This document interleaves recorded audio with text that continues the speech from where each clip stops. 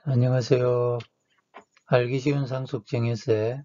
오늘은 8번째 시간 상속세 기본입니다.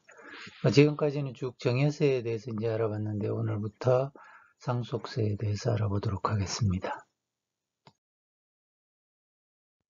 자, 이번 시간에는 상속이 과연 무엇이냐, 그 다음 반려동물도 상속을 받을 수 있느냐, 그 다음 또 여러 가지 상속 분쟁이 있습니다.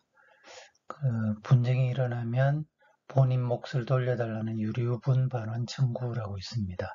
그거에 대해서 알아보고, 그 다음에 상속을 포기했을 때 이게 남을 해하는 그런 행위인가, 사회 행위에 해당되는가, 그거에 대해서도 알아보겠습니다.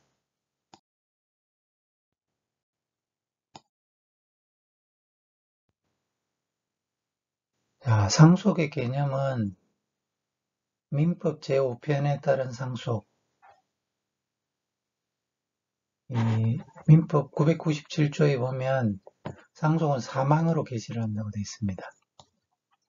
그렇지만 우리 상속세 및 정해세법에는 요 민법상의 상속뿐만 아니라 다음을 포함한다고 되어 있습니다. 상속의 범위가 좀 넓죠, 그죠? 일단 유증은 뭐냐면 유언으로 정의를 하는 겁니다. 돌아가시는 분이 유언으로 정의를 한다. 그 다음에 이제 사인정의라고 있습니다. 사인정의요. 요거는 이 정여계약을 하고 그 사망으로 인해서 효력이 생기는 정의입니다. 그 생전에 이 정여계약을 한 후에 사망을 하셨다. 그러면 그 부분에 대해서는 실질은 뭐 정해지만 사실상은 상속으로 본다는 겁니다. 그 다음에 이제 비상속인 돌아가신 분하고 생계를 같이 하고 있든지 아니면 간호를 하든지 어떤 특별 연고가 있다든지 특별 연고자라 그러는데요. 이런 사람에 대해서도 재산을 분여 나눠줄 수 있는 거죠. 이때도 상속으로 봅니다. 그러니까 민법상의 사망으로 인한 상속뿐만 아니라 유증이나 사인정여나 상속재산의 분여 모두 상속으로 본다는 겁니다. 상속 개시일은 사망일자죠, 그죠? 만약에 실종이 됐다. 그럼 이제 법원이 이 실종선고 판결을 합니다. 그럼 그 실종선고일이 사망일이 됩니다. 비상속이라는 말을 여러분들 헷갈리시면 안 되는데 비상속인은 돌아가신 분입니다. 사망한 사람. 결국 상속을 하는 사람이죠. 반대로 상속인은 그 상속을 받는 사람입니다. 여기는 보면 상속을 포기한 사람도 포함을 한다고 되어 있죠. 특별연고자나 상속을 포기한 사람도 결국 상속을 받는 사람이기 때문에 자, 나중에 곧 배우겠지만 상속을 포기한 사람이 왜 상속인이냐. 일단 사망한 시점으로는 상속인이 맞죠. 사망한 시점에는 만약에 배우자나 직계 비속이다. 당연히 상속인입니다. 그죠? 이 상속을 포기하는 것은 그 이후에 포기하기 때문에 일단 상속인으로 본다는 겁니다.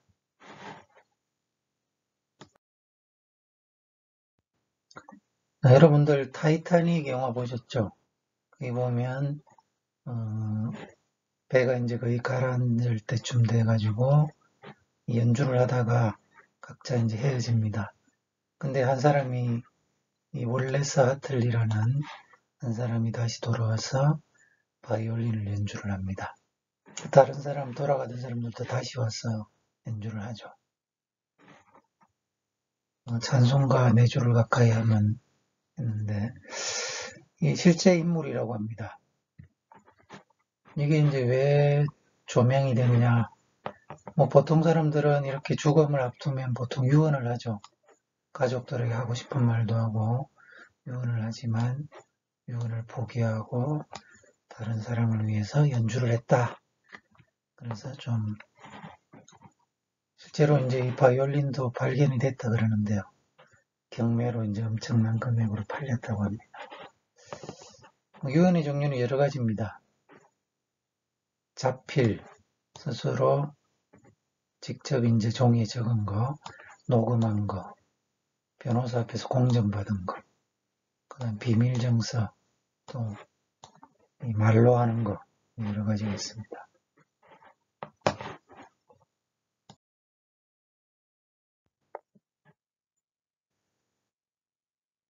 자, 아까 유언으로 의한 정의와 유정 같은 경우는 그냥 일방적이죠. 이 정의를 받는 사람 의사에 상관없습니다. 그냥 유언하는 사람이 일방적으로 정의를 하는 거다. 그렇지만 사인정여 같은 경우에는 생전에 정여 계약을 체결을 합니다. 그리고 효력은 사망할 때 발생한다. 그래서 사인정여하고는 유정하고는 조금 틀리다는 겁니다. 이 사인정여 같은 경우는 이 정여를 받은 사람은 상속인한테 그 재산을 달라고 청구를 할 수 있겠죠. 왜냐하면 계약이 돼 있으니까.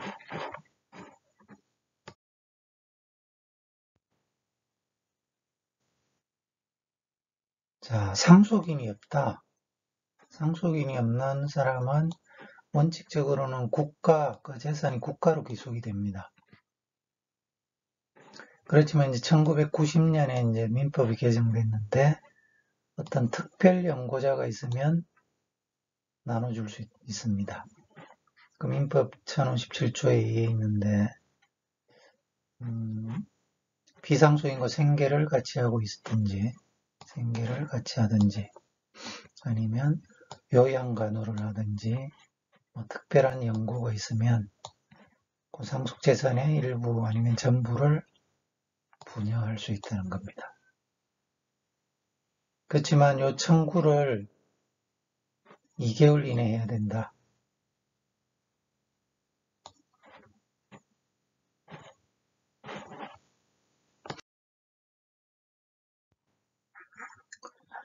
과거에는 이제 유언장을 많이 이용을 했었는데요.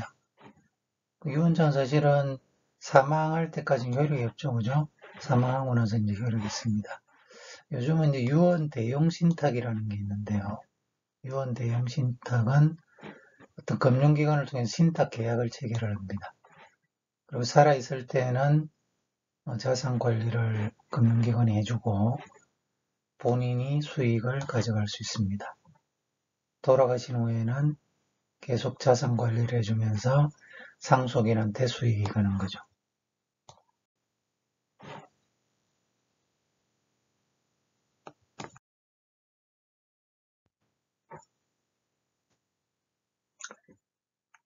자, 보시면 위탁자, 맡긴 사람이죠, 그죠? 신탁계약을 금융기관이랑 체결을 해서 재산을 맡기고 생전에는 살아있을 때는 위탁자한테 수익이 갑니다. 만약에 돌아가셨다 그러면 사후에는 상속인한테 그 수익이 간다. 또 이 사람도 돌아가셨다 그러면 다른 상속인이 또 수익을 가져갑니다.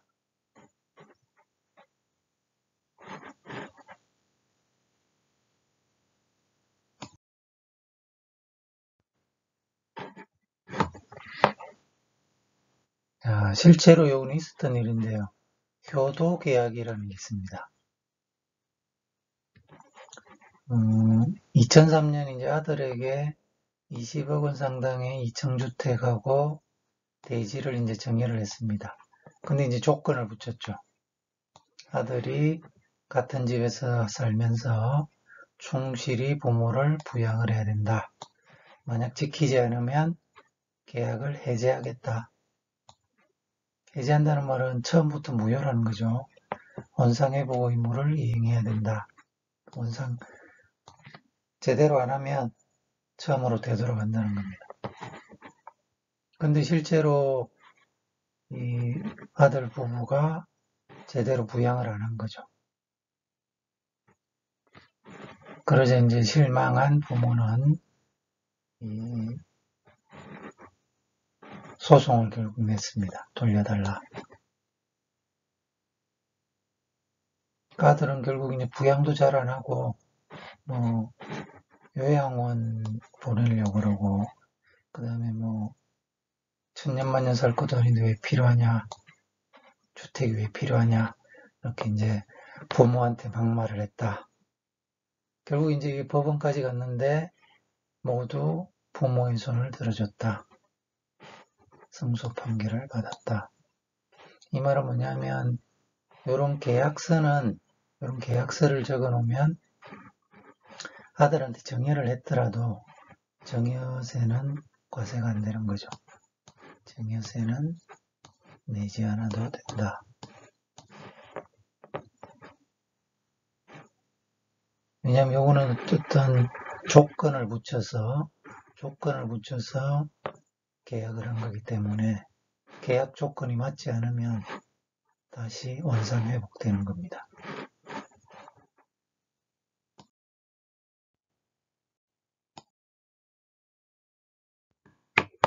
자, 반려동물, 우리나라 반려동물 뭐 키우는 사람 몇백만 명 된다 그러죠. 반려동물도 상속을 받을 수 있을까? 오늘 우리나라 민법에 보면 됩니다. 상속순위라고 있는데 1순위가 직계비속, 2순위가 직계존속, 3순위가 형제자매, 3순위는 배우자입니다. 배우자. 그 다음에 반계혈족입니다. 그 결국에는 이 배우자는 1순위, 2순위에 다 속하고 배우자 단독으로 있으면 단독으로 받을 수 있습니다. 만약에 직계비속, 존속 배우자가 없으면 형제자매가 받을 수 있는 겁니다. 결국 우리나라 민법은 상속인의 순위에 반려동물은 없죠. 그 반려동물이 상속을 받을 수는 없다. 그리고 태아 같은 경우도 이미 출생한 걸로 봅니다. 그 상속인으로 보는 거죠.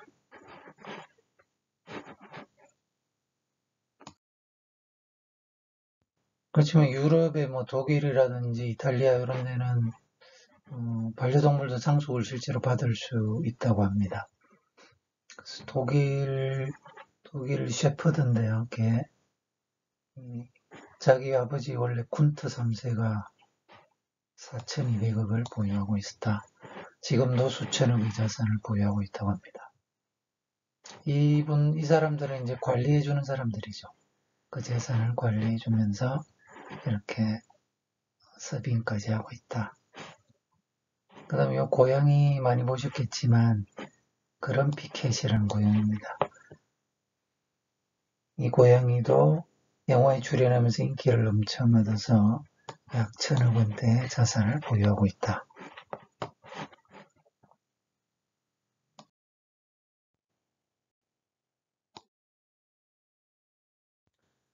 여러분들 주변에서 아마 많이 봤을 테고 이야기도 많이 들었을 겁니다. 실제로 상속을 받으면 형제 자매 사이에 상당히 분쟁이 많이 발생을 합니다. 이거는 공식적으로 이 소송 건수만 봐도 이런 식으로 지금 증거를 하고 있습니다. 유언 관련해서도 많이 증거하고 있다. 그래서 결국에는 소송이 뭐냐? 상속재산 분할 청구 소송입니다. 이 상속인이 여러 명일 때 공동상속인 사이에 협의가 이루어지지 않는다. 분할 협의가 이루어지지 않거나 할 수 없을 때에는 일부가 나머지를 상대로 상속재산의 분할을 청구하는 소송이다. 결국은 적게 받은 사람이 많이 받은 사람한테 내놓으라고 재판을 청구하는 거죠. 그죠? 소송을 청구하는 겁니다.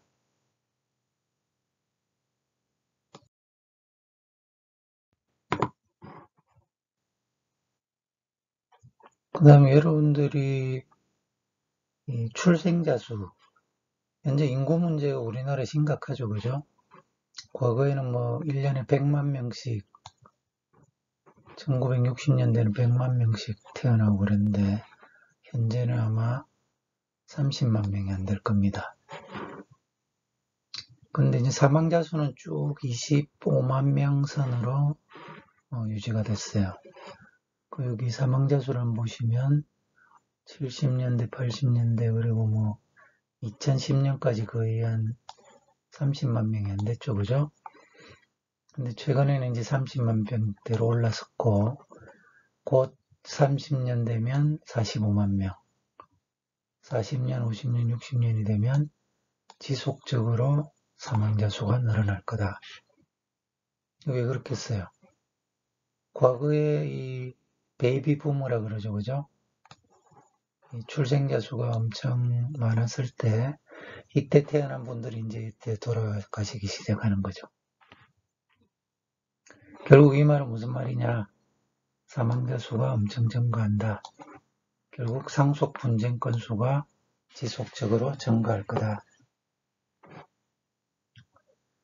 이 상속 분쟁이 결국에는 이제 형제 자매, 그 다음에 부모 자식 간에 이제 일어나는데, 뭐 제일 좋은 거는 상속 재산을 안 남기는 거죠. 그러면 분쟁도 없어지겠죠. 그죠? 그래서 개인적인 생각은, 자식들한테 재산 많이 남기지 말고 다 쓰고 돌아가시라. 아니면 연금으로 받으면 재산을 안 남기고 돌아가실 때까지 풍족하게 쓰고 돌아가실 수 있을 것 같습니다. 그냥 개인적인 생각입니다.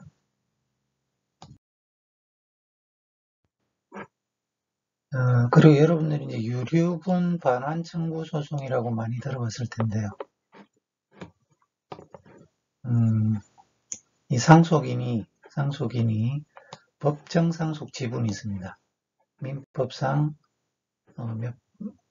몇 분의 몇 받을 수 있도록 상속 지분이 있는데, 어떤 사람은 그 법정 상속 지분의 2분의 1보다 적게 받는 사람도 있겠죠. 그랬을 때는 그 부족한 분을 돌려달라 이렇게 청구를 할 수가 있습니다. 이러한 지금 유류분 반환 청구 소송은 급격하게 늘어나고 있죠. 10년 동안 5배로 좀 늘어났습니다. 아마 지금은 훨씬 더 많아졌다. 그럼 법정 상속 지분은 뭐냐? 다음 페이지에서 보도록 하겠습니다.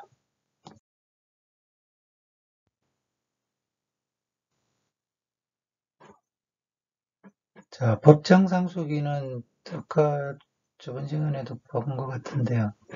순위가 있습니다. 민법상. 1순위는 직계비속이다. 배우자는 여기 속합니다. 같이. 2순위는 직계존속이다. 부모님이죠. 그죠? 여기도 역시 배우자는 공동상속인이 됩니다. 직계비속이나 직계존속이 없으면 배우자가 단독으로 상속을 받습니다. 그리고 배우자까지 없다. 그러면 형제자매, 반계혈족까지 받을 수 있습니다. 그러면 유류분 청구권은 얼마나 청구할 수 있느냐? 법정 상속분의 2분의 1까지 청구할 수 있습니다. 2분의 1. 그러니까 법적으로 받을 수 있는 부분을 다 돌려달라 그럴 수는 없고 그거의 반까지만 돌려달라고 할 수 있습니다. 법정 상속분은 어떻게 되어 있느냐? 배우자는 1.5배, 자녀는 1배입니다. 과거에는 뭐 장남은 훨씬 많이 주고 그랬죠. 그죠? 그렇지만 현재는 아들, 딸 상관없이 전부 다 1입니다. 똑같고 배우자만 1.5배입니다. 실제로 이제 유류분을 한번 계산을 해보면 이 사례가 있는데요. 아버지가 돌아가시면서 배우자하고 직계비속이 3명이 있습니다.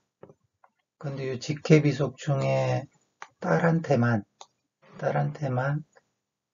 상속재산 9억을 모두 주겠다. 이렇게 유언을 했습니다. 그럼 나머지 상속인들이 유류분 청구를 한다고 했을 때, 유류분 반환 청구를 한다 그랬을 때, 딸은 얼마까지 가져갈 수 있겠느냐? 다른 사람들은 얼마까지 가져갈 수 있겠느냐, 그걸 한번 계산해 보도록 하겠습니다.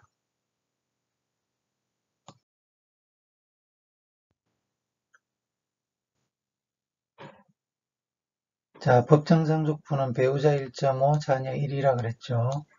그리고 유류분 청구는 법정상속분의 2분의 1입니다. 그죠? 그러면 법정상속분 합계는 얼마냐? 배우자 1.5고 자녀는 1입니다. 결국 다 합치면 4.5. 그죠? 이 말은 뭐냐면 법정상속분대로 할 때는 9억 원에 대해서 배우자는 4.5분의 1.5, 그러니까 3억 원을 가져갈 수 있는 거죠. 자녀들은 4.5분의 1이니까 2억 원씩 가져갈 수 있습니다.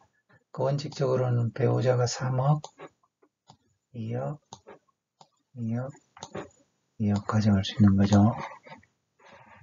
여기 이제 법정 상속분이다. 그런데 유류분 청구는 딸만 지금 딸한테만 9억을 다 준다 그랬으니까 나머지 유류분을 청구할 수 있는 사람은 1.5, 1이죠. 그죠? 배우자하고 아들입니다. 그게 3.5가 됩니다. 그래서 9억 곱하기 총 4.5분의 3.5 하면 그거의 2분의 1만큼 청구할 수 있는 거죠. 결국 3.5억만큼 가져갈 수 있다. 결국 딸의 취득상속 가능액은 9억에서 유류분 반환 청구 돌려주고 난 뒤에 5억 5천만 최대로 가져갈 수 있다는 겁니다.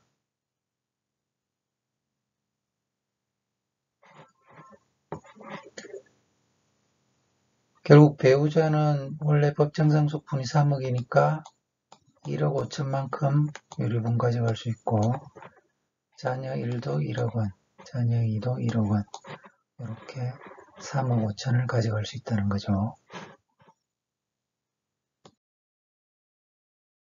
자, 실제로 있었던 상속 분쟁 사례를 한번 알아보도록 하겠습니다.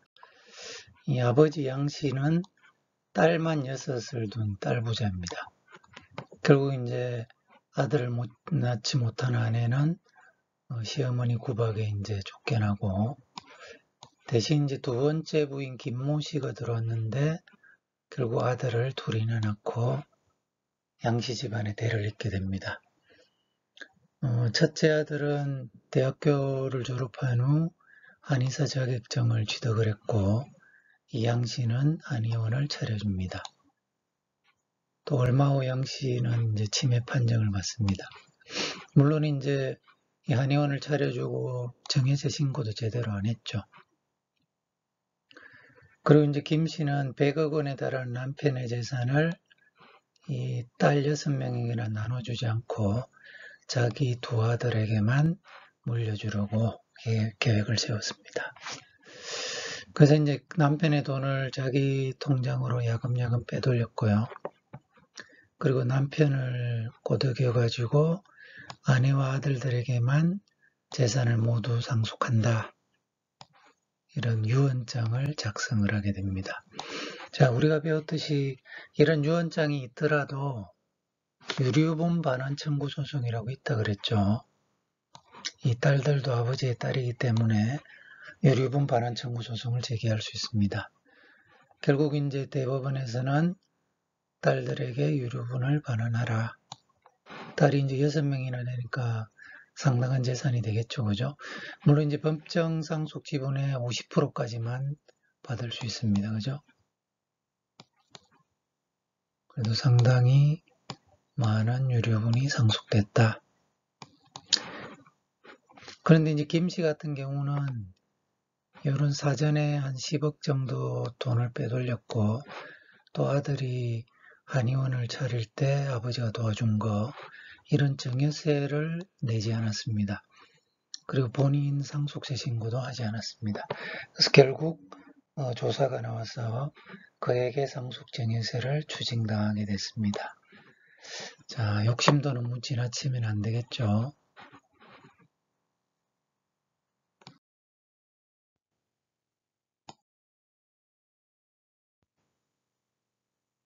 민법에 따르면 상속인이 상속을 개시했다.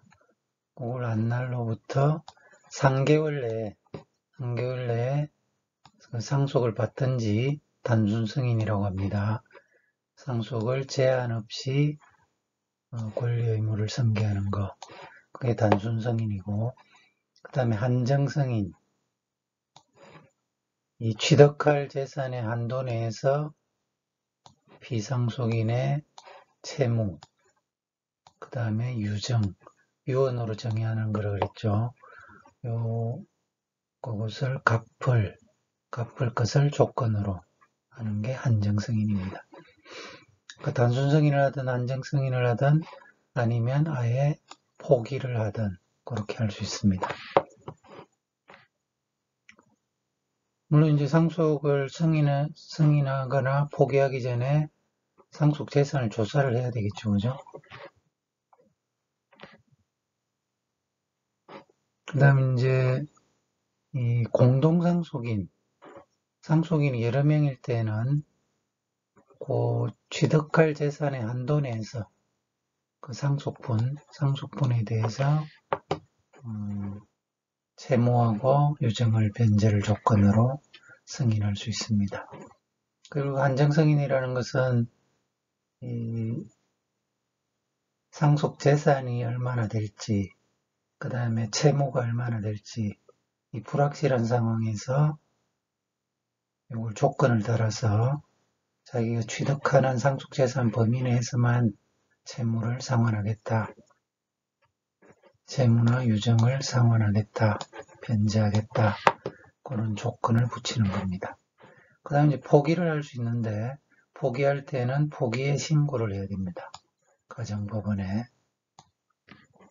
그리고 포기는 상속 개시된 때 소급해서 효력이 있습니다. 상속 개시라는 말은 사망일이죠, 그죠? 사망일로 소급해서 효력이 있다. 만약에 한 사람이 상속을 포기하면 다른 상속인들이 그 상속분 비율로 귀속됩니다. 가져갈 수 있다.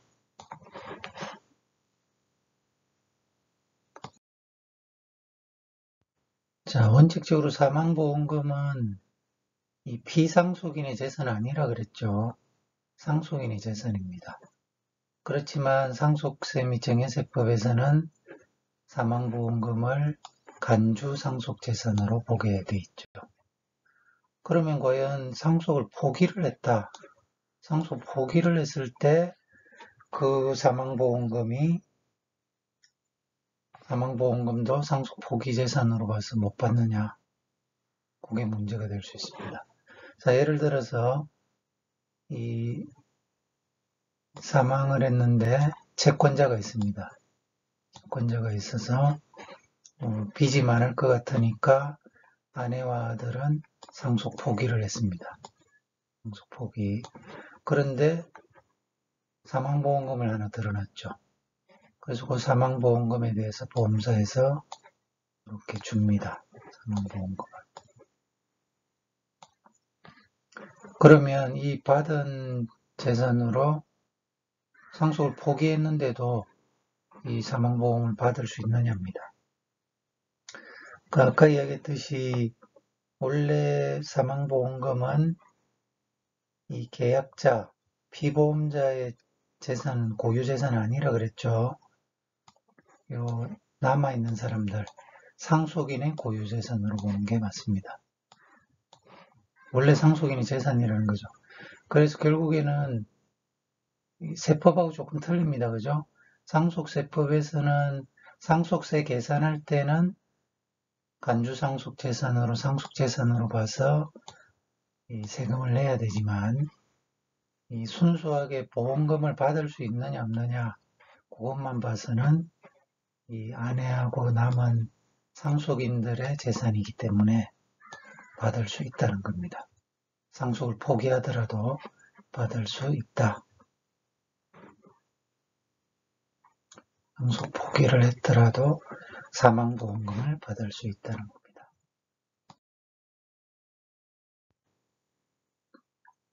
상속인이 여러 명이다. 공동상속인은 언제든지 협의를 해가지고 상속재산을 분할할 수 있습니다.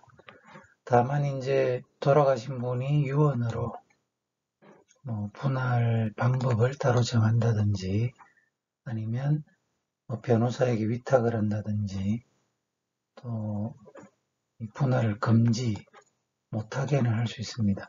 그렇지만 유언 이외의 다른 협의에 의해서는 언제든지 상속재산을 분할할 수 있다. 그리고 만약 재산이 분할되면 이 개시된 때 돌아가신 날짜에 소급해서 효력이 있습니다.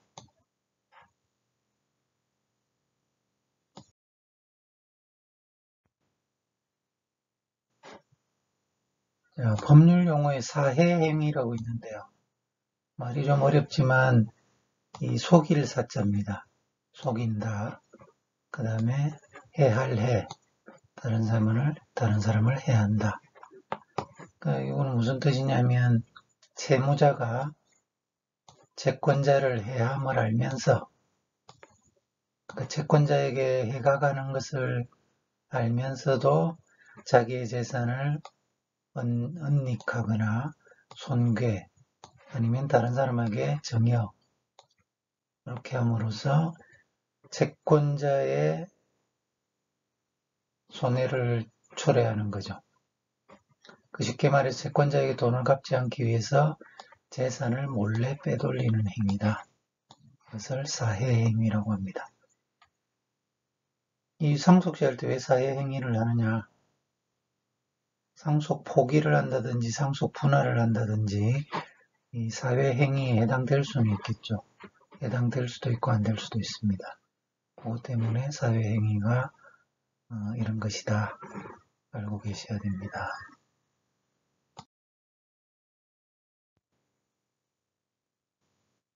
사회행위 취소 소송이 있는데요. 이 채권자가 채무자한테 돈을 받을 게 있죠, 그죠? 돈을 받을 게 있었는데 제3자한테 재산을 빼돌렸다. 사회행위를 한 거죠, 그죠? 이랬을 때 이 채권자는 이 재산을 받은 사람에 대해서 취소 소송을 걸 수 있습니다. 그렇지만 이게 아무 때나 걸 수 있는 건 아니고 요건이 있습니다. 이 5가지 요건을 모두 만족해야 됩니다.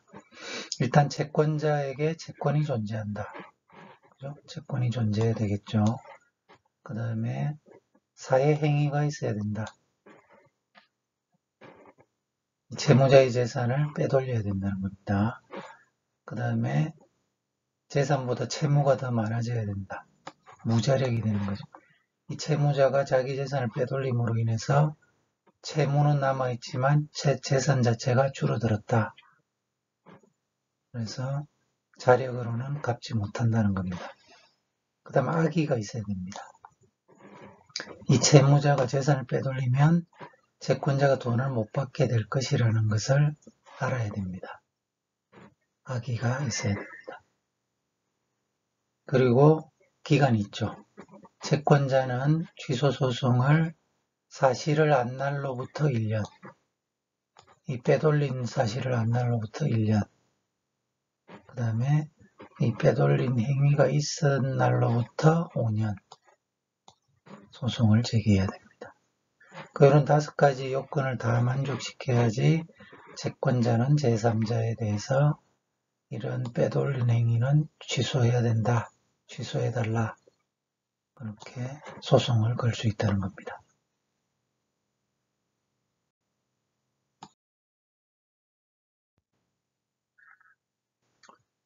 일반적으로 이제 국세청이 납세자에 대해서 사회행위 취소 소송을 많이 합니다. 여러분들 TV에서 자주 봤겠지만 이 납세자들이 체납자들이죠, 그죠? 세금을 안 내고 체납자가 자기 재산을 빼돌리죠, 보통. 사회행위를 합니다. 예를 들어서 특수관계법인하고 어떤 부동산 양도대금을 이렇게 숨깁니다. 특수관계법인한테 수표로 입금을 하고 거기서 배우자한테 송금을 해서 결국 배우자한테 재산이 넘어가는 거죠. 그 세금은 안 내면서 그 돈을 배우자가 가져가는 게 됩니다. 만약 국세청이 그걸 알게 되면 사회행위 취소소송을 제기를 한다.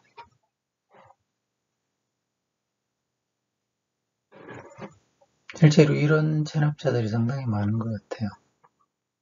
심지어 배우자하고 이혼을 하고 이 체납자는 무재산이죠.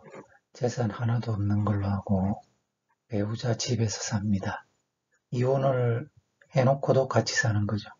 그런 거는 위장이혼이죠.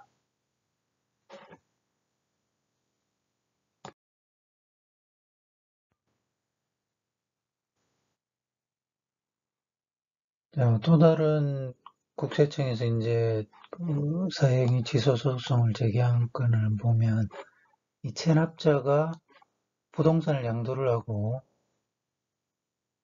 이 양도대금 15억을 배우자한테 합니다. 배우자한테 지급한다.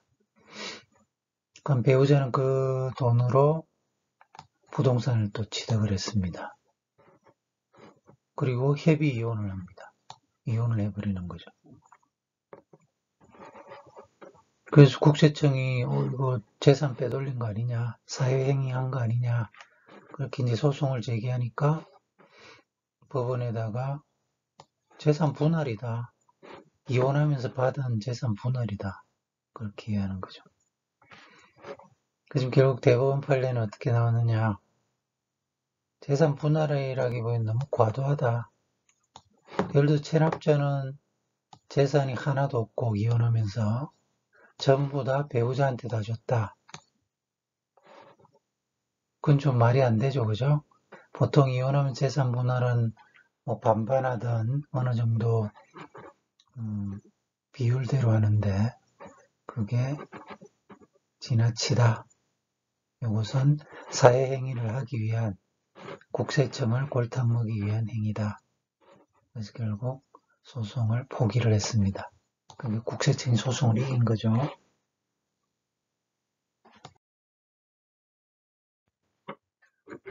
자, 그러면 이런 사회행위가 상속 포기라든지 아니면 상속 분할 협의, 이거 어떤 관계가 있는지 한번 보겠습니다. 자, 예를 들어서 상속 재산을 포기하는 경우가 있겠죠. 상속 재산을 포기하는 이유는 채무가 더 많다고 생각을 해서 채무를 안 갚기 위한 거죠, 그죠? 내가 재산 받아서 내 재산으로 더 채무를 갚아야 된다. 그러면 당연히 상속을 안 받겠죠, 그죠? 그러면 그렇게 상속을 포기하는 게 과연 사회행위인가? 채권자들을 해하는 행위인가? 그리고 분할 협의도 있죠.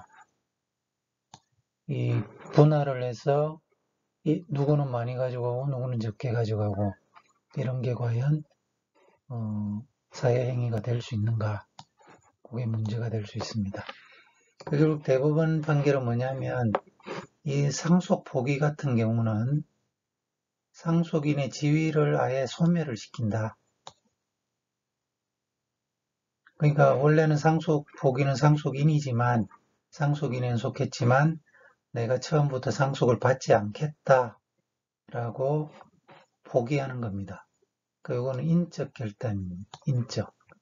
상속인으로 상속인이 안 되겠다. 그렇게 이제 인적 결단을 하는 거지. 어떤 재산법적 행위는 아니다.